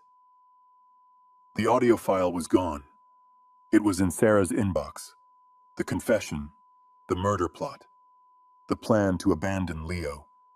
It was all there, wrapped in a digital package that would serve as the nail in their coffins. I picked up my phone and dialed Sarah immediately. Did you get it? I asked, the second she answered. Harry, she breathed. Her voice was trembling. I just listened to the first 5 minutes. My God, Harry. They actually said it. They admitted to cutting the brake lines. Keep listening, I said, my voice flat. It gets worse. They talk about the Cayman accounts. They talk about abandoning Leo at a military school. There was a silence on the line, then the sound of Sarah typing furiously.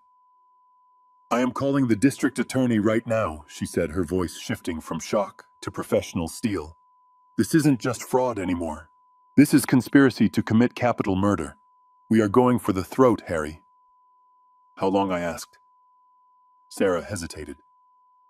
That is the problem. It is Sunday. The DA is at a golf tournament. The judge we need for the emergency warrant is out of town until noon. I can get the ball moving, but we need to coordinate with the sheriff's department. They need to set up a perimeter. They need to alert airport security because of the flight risk. How long, Sarah? I repeated. 4 hours, she said. Maybe 5. We have to do this by the book, Harry. If we rush and mess up the warrant, a good lawyer could get the tape thrown out as inadmissible. We need to make sure it sticks. 5 hours. It was currently 9 in the morning. That meant the police wouldn't be ready to move until 2 in the afternoon. The buyers are coming at 1, I said. They are signing the papers at 1 o'clock. Let them sign, Sarah said. It doesn't matter. The sale will be voided once the arrests are made. The money will be frozen. Just sit tight, Harry. Do not go near that house. Let the police handle it. I hung up.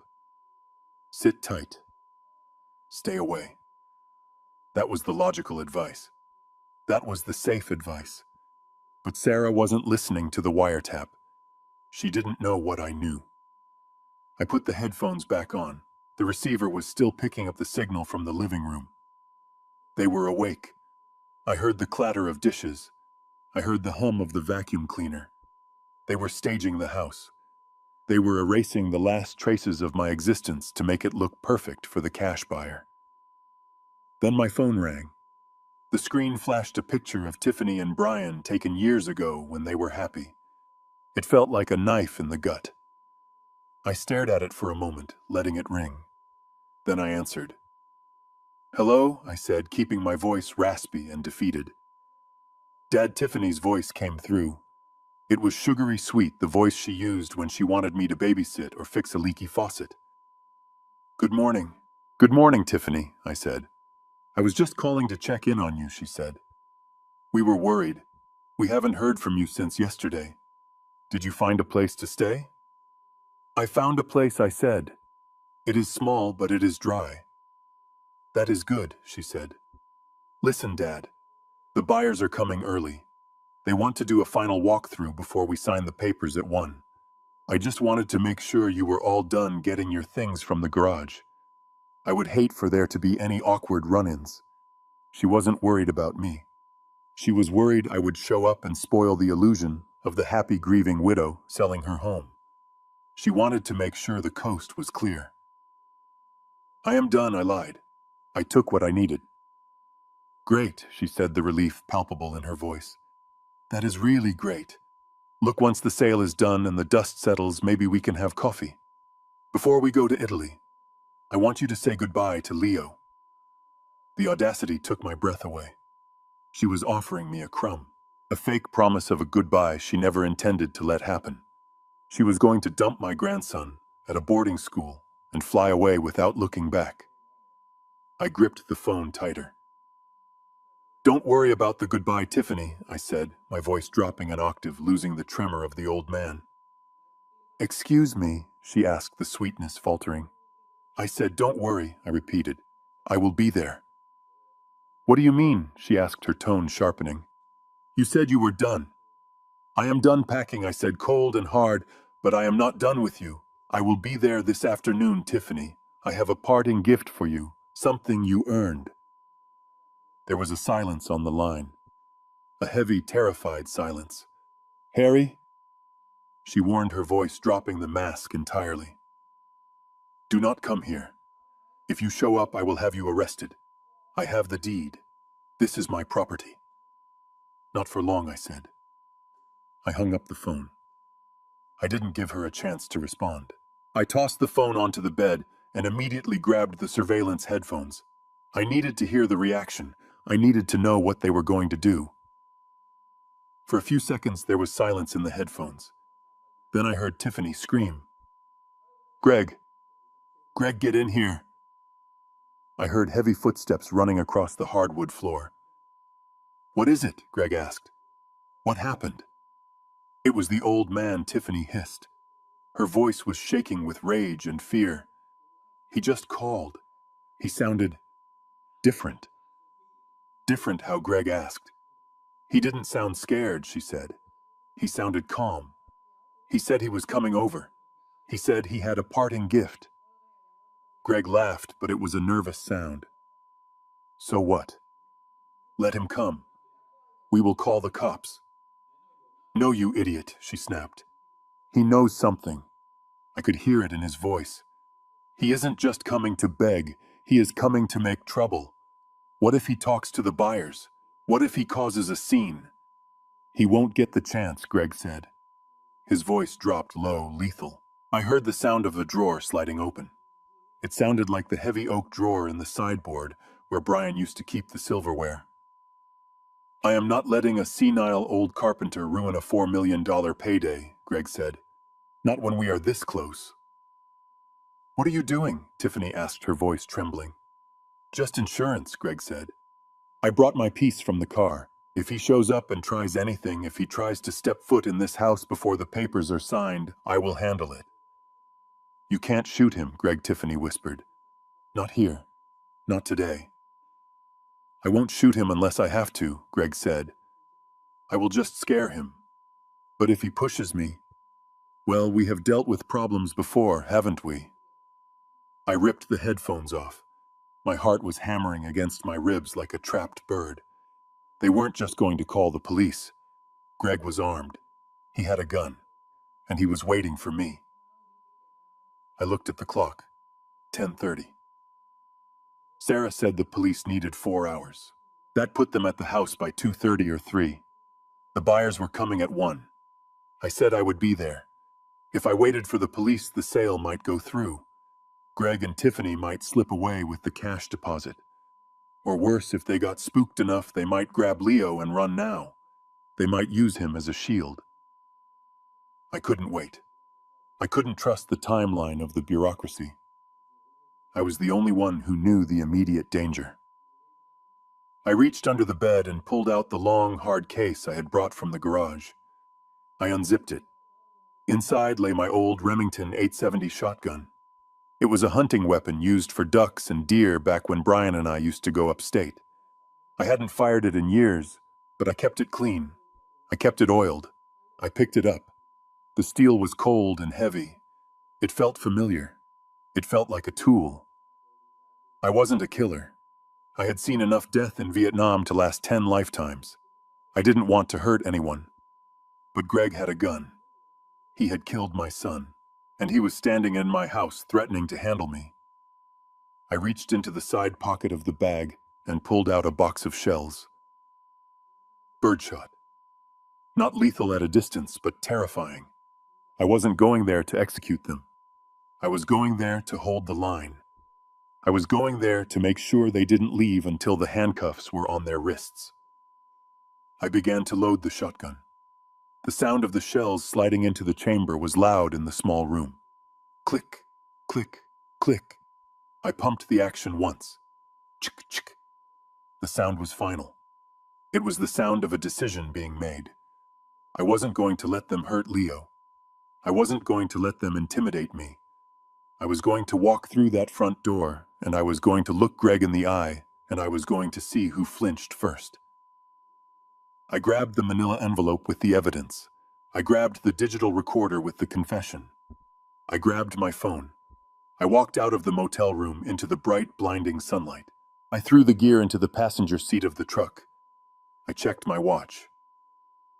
11 o'clock. I had 2 hours before the buyers arrived. But I wasn't going to wait for the buyers. I was going to crash their party early. I climbed into the driver's seat and turned the key. The engine roared to life. "I am coming, Leo," I whispered. "Grandpa is coming." I pulled out of the lot, tires screeching on the pavement. I drove toward the suburbs, toward the house I built, toward the monsters who lived inside it. The police were coming, but they would be too late to save the day. That was my job, and I was going to finish it. I parked the truck at the end of the block for a moment, watching the house through the windshield.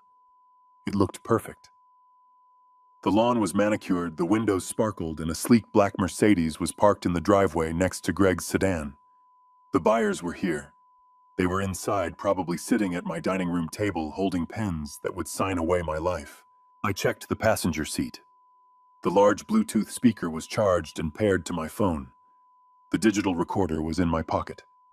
The shotgun was in the footwell, hidden but within reach if things went completely sideways. But I wasn't planning on shooting my way in. I wanted them to see me. I wanted them to know I was the one who brought the thunder. I shifted the truck into drive and floored the accelerator. The old V8 engine roared a sound like a waking dragon. I didn't aim for the driveway. I aimed for the decorative wrought iron gate that Greg had installed just 2 days ago to keep me out. The truck hit the metal with a deafening crash. The gate buckled and tore from its hinges, screeching across the pavement as I plowed over it. I slammed on the brakes, just inches from the front steps, the tires leaving thick, black skid marks on the pristine concrete. Inside the house, the noise must have sounded like a bomb going off. I grabbed the speaker and kicked the truck door open. I didn't run. I walked. I walked with the heavy, measured tread of a man who owns the ground beneath his feet. I marched up the steps and kicked the front door open. The lockjam splintered. They had changed the locks, but they hadn't reinforced the frame. The scene inside was frozen in a tableau of shock. The real estate agent, a woman with stiff blonde hair, had jumped to her feet, clutching a folder to her chest. The buyers, a well-dressed couple in their 40s, were staring at me with mouths agape. Tiffany was half risen from her chair, her face a mask of pure terror. And Greg. Greg was standing by the fireplace. His hand had instantly flown to the small of his back, disappearing under his jacket. Harry, Tiffany screamed, her voice cracking. "You are crazy! Get out! Get out right now!" I didn't look at her. I looked at the buyers. "I apologize for the interruption, folks," I said. My voice calm, steady, and loud enough to fill the room. "I know you are in the middle of a transaction, but I think there is something you need to hear before you buy a house from a murderer." "Murderer," the buyer, husband stammered, looking from me to Tiffany. "What is going on here?" "He is senile," Tiffany shrieked, rushing toward the buyers. "Do not listen to him. He is confused. He has dementia. We were just about to call the home to come get him." I set the large speaker down on the coffee table right on top of the glossy real estate brochures. I pulled my phone from my pocket. Greg moved then. He stepped away from the fireplace, his eyes dark and lethal. He pulled a compact black pistol from his waistband. He didn't point it at me yet, but he held it at his side, hidden from the buyer's view by his body, but clear as day to me. "Put the phone away, Harry." Greg said, his voice low and trembling with adrenaline. "Walk out that door, and maybe you live to see tomorrow." The real estate agent saw the gun. She screamed a high, piercing sound that shattered the tension. The buyers scrambled back, knocking over their chairs. "He has a gun," the wife yelled. "He has a gun." "Do not move," Greg roared, raising the weapon, now pointing it directly at my chest. "Everyone stay exactly where you are." Tiffany looked at him, horrified. "Greg, what are you doing? Put it away." "Shut up, Tiffany," Greg snapped, never taking his eyes off me. "He knows. Look at his face. He knows." I looked down the barrel of the gun. It was a 9mm. At this range, he couldn't miss. My heart was hammering against my ribs, but my hands were steady. I had faced worse than Greg in the jungle 50 years ago. I had faced men who fought for a cause. Greg was just a coward fighting for a payday. "You are right, Greg," I said, holding his gaze. "I do know. I know about the brake lines. I know about the bolt cutters. I know about Miller's Hill." His face went pale, the color draining away to leave him looking like a wax figure. The gun wavered slightly in his hand. How, he whispered. Because you have a big mouth when you drink, I said. I raised my hand, my thumb hovering over the play button on my phone screen. Don't do it. Greg warned, his finger tightening on the trigger. I will drop you, Harry. I swear to God. Go ahead, I challenged him. Shoot me. But you can't shoot the cloud. This recording is already with the district attorney.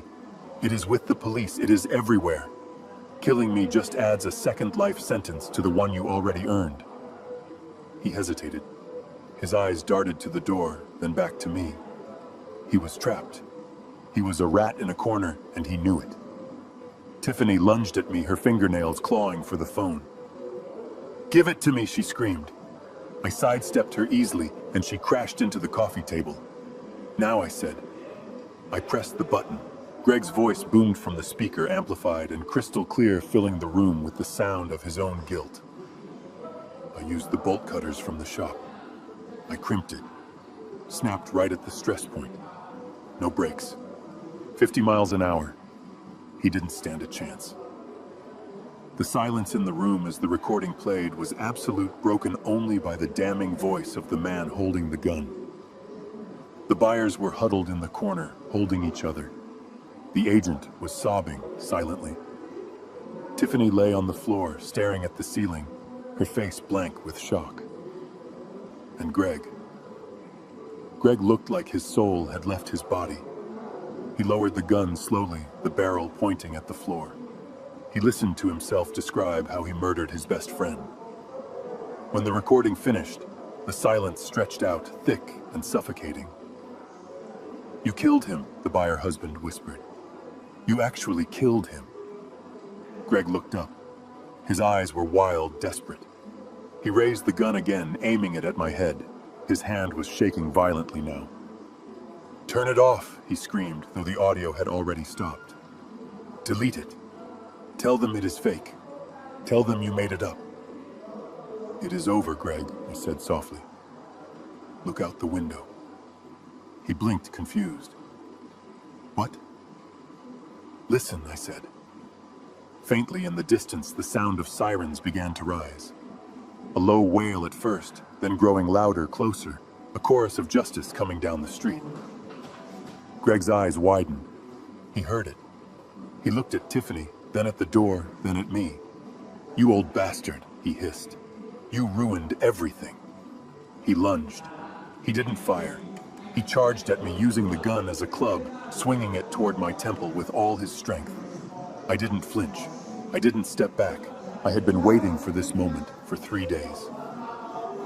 I dropped the phone and stepped into his swing, blocking his arm with my left forearm and driving my right fist into his solar plexus. It was a move I hadn't used in 40 years, but muscle memory is a powerful thing. Greg doubled over, gasping for air, the gun clattering to the hardwood floor. I kicked the weapon away, sending it skittering under the sofa. It is over, I said, standing over him, as the sirens reached a crescendo outside and tires screeched in the driveway. The front door was kicked open, and the room was suddenly filled with men in tactical gear shouting commands. Police, drop it, get down. I raised my hands, a grim smile on my face. Right here, officers, I said. The trash is ready for collection. The chaos that erupted in my living room was deafening, a symphony of justice that I had orchestrated note by note. Men in tactical gear swarmed through the shattered front door, their boots heavy on the hardwood floors, their voices overlapping in a chorus of commands. Move! Get down! Hands behind your back! The air smelled of burnt gunpowder from the flashbangs that had gone off outside, or maybe it was just the electric scent of adrenaline spiking in the room. Greg was already on the floor, groaning, his face pressed into the expensive Persian rug he had probably planned to steal. A police officer had a knee in his back, cuffing his hands roughly. I watched as the arrogance finally drained out of him, replaced by the pathetic whimpering of a bully who had finally met someone bigger. He wasn't the tough guy who cut brake lines anymore. He was just a criminal caught in the light. The couple who had come to buy the house were huddled in the corner near the bookshelf, clutching each other. The husband looked like he was about to be sick, his face pale and slick with sweat. He stared at me with wide, terrified eyes, and then he looked at the speaker on the table, the black box that had just saved his life and his money. I gave him a small, grim nod. I had saved him from buying a murder house. He would thank me later once the shock wore off. But it wasn't over. Not yet. I turned my attention to Tiffany. She was standing near the kitchen archway, her back pressed against the wall, watching Greg being hauled to his feet. She looked like a trapped animal, her eyes darting frantically around the room, looking for an exit, looking for a weapon, looking for anything that could save her from the cage closing in. Then her eyes snapped upward, toward the ceiling, toward the second floor. Leo. I saw the thought form in her mind as clearly as if she had screamed it. She needed leverage. She needed a shield. And the only thing she had left was my grandson. If she could get to him, if she could barricade herself in his room with him, she could turn this into a hostage situation. She could demand a car, a plane, a way out. She was desperate enough to do it. She was desperate enough to use an 8-year-old boy as a bargaining chip. She pushed off the wall, kicking off her high heels so she could run faster. She bolted toward the staircase, her movements jerky and frantic. My grandson. She shrugged, her voice cracking. I need to get my son. She wasn't running to comfort him. She was running to use him. I was 70 years old. My knees were shot. My back was aching, and I was exhausted down to my marrow. But in that moment, I moved with the speed of a man half my age. I didn't think about the pain. I didn't think about the consequences. I just thought about Leo alone in his room, listening to the sirens and the screaming. I lunged forward, cutting across the living room. I reached the bottom of the stairs just as her foot hit the first step. I didn't grab her. I just stepped in front of her, planting my feet wide, gripping the banister with one hand and blocking the wall with the other. I became a wall of flannel and old muscle. Move, she screamed, clawing at my chest. Get out of my way, Harry. He is my son. I didn't budge. I looked down at her, at the mascara running down her cheeks, at the twisted mask of rage and fear that had replaced the beautiful face of the woman my son had married. He is not your son, I said, my voice low and steady over the noise of the police clearing the room. A mother protects her child. A mother doesn't plan to abandon him in a military school so she can spend blood money in Italy. You lost the right to call him your son the moment you signed off on his father's murder. Get out of my way, she shrieked again, raising her hand to strike me. I caught her wrist in midair. My grip was iron. I squeezed just enough to let her know that the old carpenter still had strength in his hands. Don't you dare, I snarled, leaning into her face. Don't you dare touch him. Don't you dare go near him with those dirty hands. You are done, Tiffany. It is over. She stared at me, and for the first time I saw the realization hit her. She wasn't going to win. She couldn't charm her way out of this. She couldn't lie her way past me. I was the barrier she couldn't break. She slumped all the fight, draining out of her legs, and she began to sob. It wasn't a cry of remorse. It was the cry of a spoiled child who had finally been told no. 2 officers were on her in seconds. They pulled her away from the stairs, spinning her around. Tiffany Sullivan. You are under arrest, one of them said, reciting the words that sounded like music to my ears. I watched them cuff her. I watched the metal click shut around her wrists, binding her to her fate. She looked back at me one last time as they dragged her toward the door. Her eyes were full of hate, full of venom, but I didn't care. Her hate couldn't hurt me anymore. I stepped aside to let them pass. I watched as Greg and Tiffany were marched out the front door, the very door they had locked me out of 3 days ago. I walked out onto the porch to see the end of it. The rain clouds had cleared, leaving a stark, bright afternoon sun that illuminated everything. The entire neighborhood was out. People stood on their lawns watching the spectacle. Mrs. Higgins from next door, the mailman, the kids down the street. They all watched as the black and white cruisers swallowed the people who had pretended to be their friends. Greg was shoved into the back of one car, his head pushed down by an officer to clear the doorframe. Tiffany was put in another. As the car doors slammed shut, a silence fell over the street. The sirens were cut, leaving only the crackle of police radios. A tall man in a suit walked up the driveway. It was the detective I had spoken to on the phone, the one Sarah had coordinated with. He looked at the broken gate, then at me. "Mr. Sullivan," he said, extending a hand. "I am Detective Miller. We got the recording. It is everything we needed." I shook his hand. It felt solid. "Did you get them all?" I asked. "We picked up the notary an hour ago," Miller said. "And we have a team raiding the shop where Greg used to work. We are going to find the bolt cutters. We are going to build a case so tight, they will never see the light of day again." "Thank you," I said. "You should go see your grandson," Miller said gently. "The officers upstairs said he is asking for you." I nodded, feeling the tears finally start to prick at the corners of my eyes. The adrenaline was fading, leaving me shaking and weak. But I had one more job to do. I walked back inside. The house was a mess. Muddy boot prints on the carpet furniture knocked over the shattered remains of my wife's vase still in the corner. But it felt different. The air felt lighter. The poison had been drawn out. I climbed the stairs, my legs heavy. I walked down the hallway to Leo's room. The door was closed. I knocked softly. "Leo," I called. "It is Grandpa." The door flew open.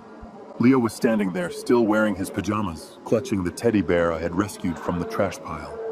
His eyes were wide and red. "Grandpa," he cried, throwing himself at me. I caught him, dropping to my knees to wrap my arms around his small body. I held him tight, burying my face in his hair. He smelled like baby shampoo and innocence. He shook against me, sobbing into my shoulder. "It is okay, buddy," I whispered, rocking him back and forth. "It is okay. I am here. I am not going anywhere." "Where are Mom and Greg?" he asked, his voice muffled by my coat. "The police took them." I pulled back so I could look at him. I wiped the tears from his cheeks with my rough thumbs. "They had to go away for a while, Leo," I said, choosing my words carefully. "They did some bad things. But you are safe now. You are safe with me." "Are you going to stay?" he asked, looking at me with a hope that broke my heart. "Mom said you went away. She said you weren't coming back." "She was wrong," I said firmly. "I am staying right here. We are going to fix this house up. We are going to make it ours again. Just you and me." He hugged me again, tighter this time. "I missed you, Grandpa." "I missed you too, kiddo," I said, tears streaming down my face, now unchecked and unashamed. I stood up, picking him up in my arms. He was getting too big to carry, but today I didn't care. I carried him down the stairs, stepping over the mess, walking out of the shadows of the past 3 days. We walked into the kitchen. I sat him down on the counter. "How about we make some grilled cheese?" I asked. "The way you like it, with the crusts cut off." He nodded, a small, tentative smile breaking through the sadness. "Yeah," he said. I opened the fridge. It was full of expensive food Greg and Tiffany had bought for their party. Caviar, fancy cheeses, imported meats. I pushed it all aside and found the block of cheddar and the loaf of white bread in the back. I turned on the stove. The gas burner clicked and flared to life, a steady blue flame. I looked out the window at the driveway. The police cars were gone. The truck was parked on the lawn. The gate was broken. The house was a crime scene. But as the butter started to sizzle in the pan, and my grandson swung his legs against the cabinets, humming a quiet tune, I knew we were going to be okay. The war was over. We had won. And now we had the rest of our lives to rebuild what they had tried to destroy. 3 months have passed since the sirens faded from my driveway. Summer has finally arrived in Chicago, bringing with it the hum of cicadas and the heavy scent of blooming magnolias. The wrought iron gate that I smashed with my truck has been replaced. I welded the new one myself, making it stronger and taller than before. It is not there to keep people out anymore. It is there to keep what matters safe inside. The house feels different now. For weeks it smelled like bleach and bad memories. I scrubbed every inch of the floors. I repainted the walls. I threw out the furniture Tiffany had bought with the stolen money. I wanted to exorcise their ghosts from every corner. Now the house smells like fresh paint sawdust and the apple pie baking in the oven. It smells like a home again. The legal storm was intense but short. With the audio recording and the forensic evidence from the brake lines, there was no way out for them.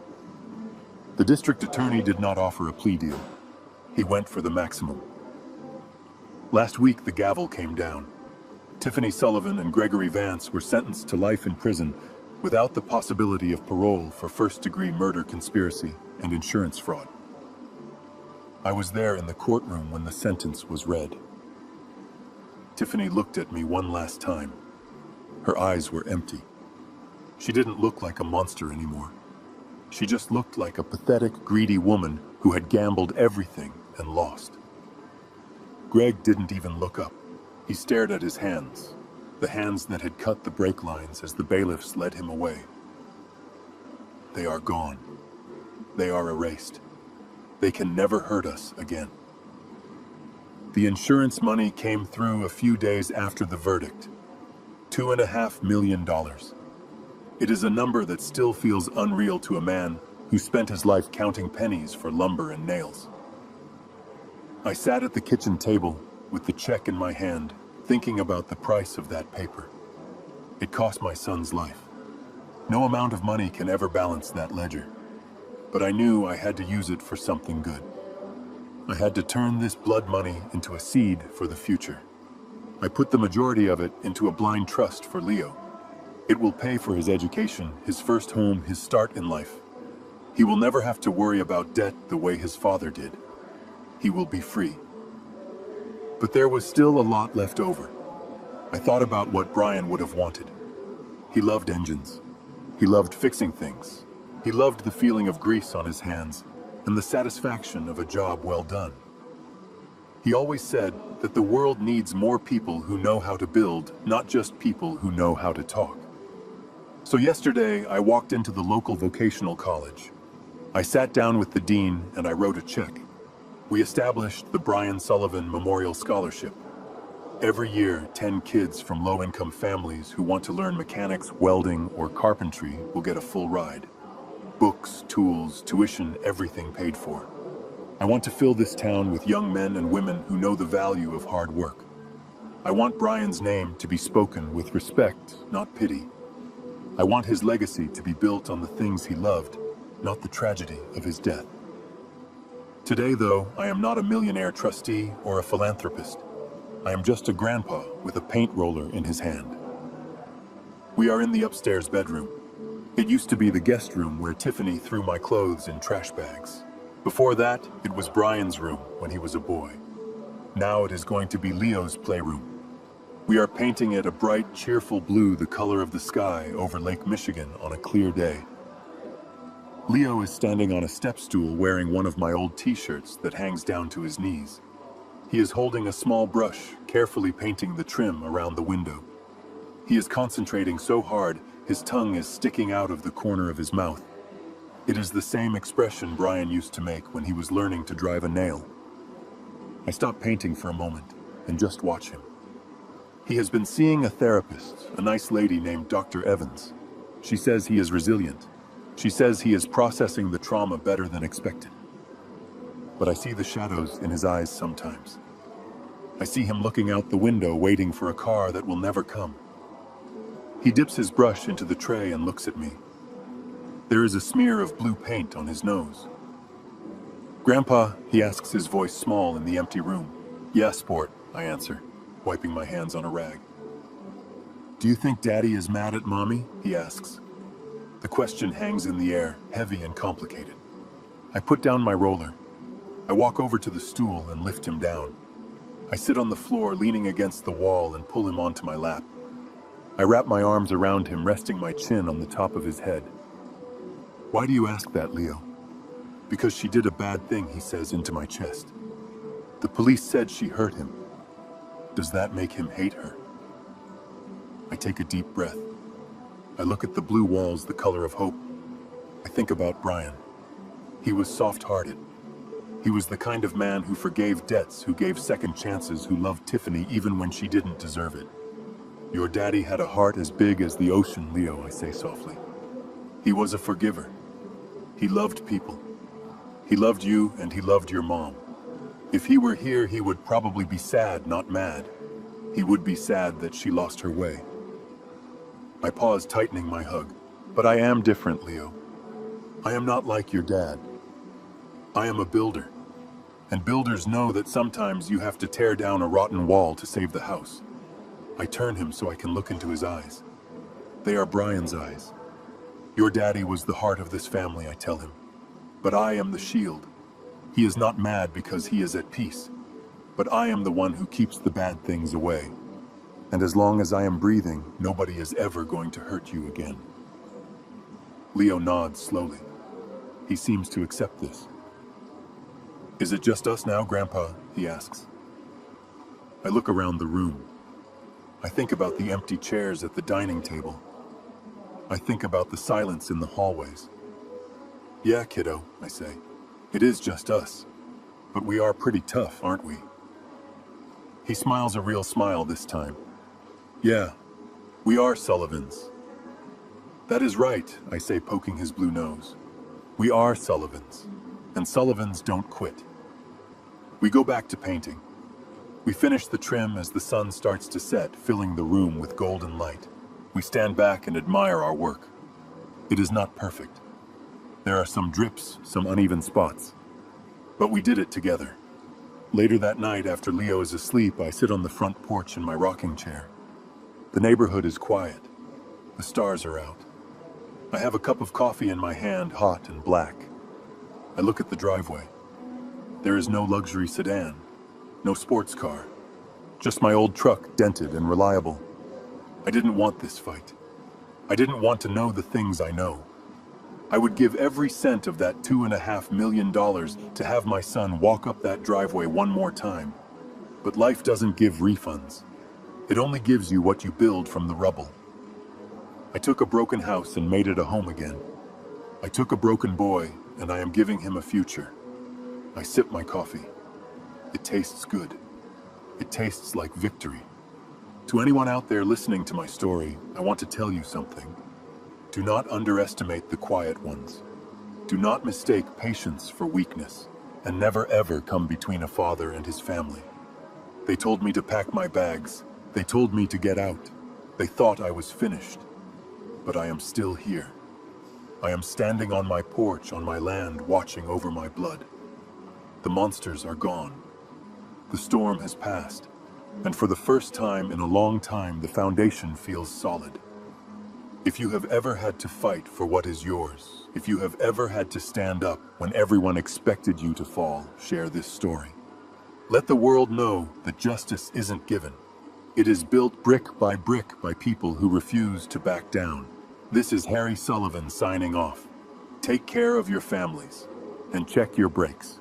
In my 70 years, I learned that the hardest wood to split is the family tree, but sometimes you have to prune the rotten branches to save the roots.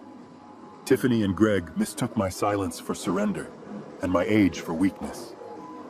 They forgot that a man who builds foundations also knows how to demolish them. True family is not defined by blood or marriage certificates. It is defined by loyalty, respect, and who stands beside you when the storm hits. I lost the son I raised, but I saved the grandson who needed me. Never let anyone take your dignity. If you believe justice was served today, please hit that like button to support this old man. If you have ever had to stand up to toxic family members, subscribe to the channel and share this story. Let the world know we do not back down. And tell me in the comments, would you have forgiven them? I read every single one.